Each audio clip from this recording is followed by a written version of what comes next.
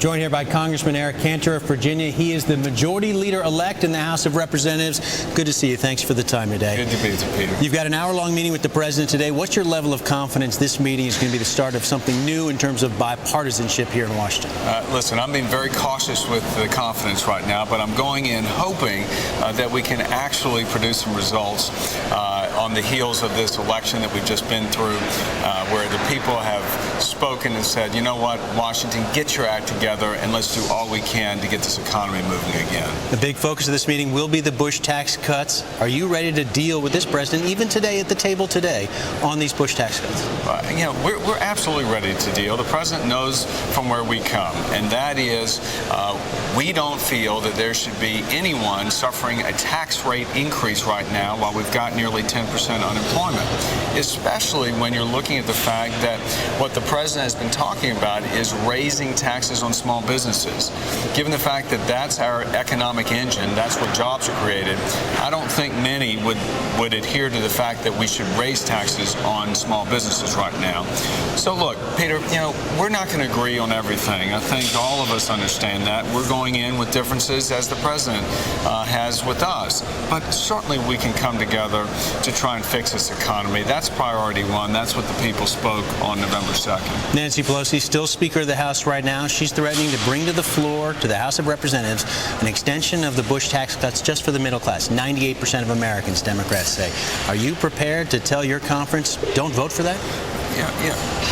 Yes, and Peter, the tax rates, they are means to an end. We want to ensure we get this economy going again.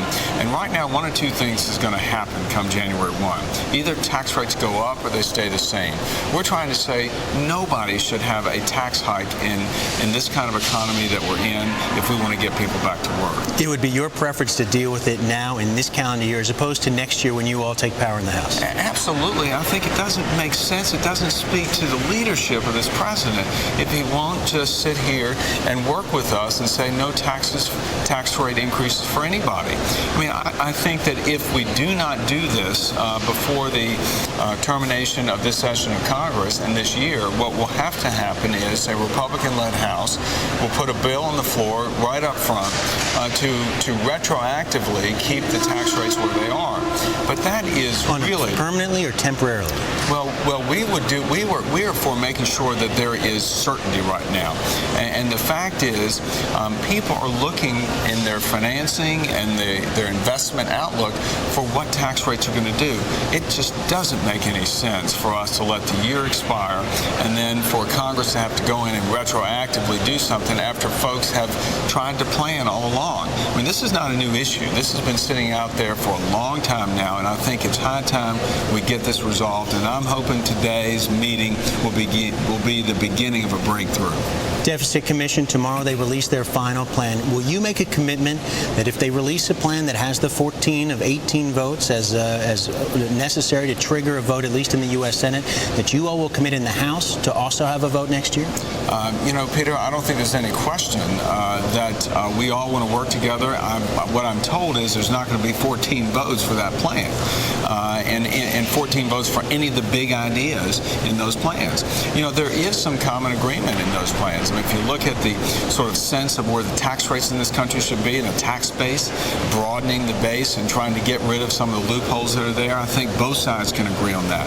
I think as well that we have seen both sides come together as far as some of the prescriptions for fixing Medicaid and how we allow for innovation to occur at the state level. These are some ideas we absolutely want to see brought to the fore, have deliberations in the House so that we can actually demonstrate that we are willing to make some tough decisions for the American people who are really getting tired of Washington making promises to do so and just not keeping those promises. House Majority Leader-elect Eric Cantor, thank you for the time. We look forward to see the results of your meeting with the president today. Thanks again. Eric, we'll send it back to you in New York.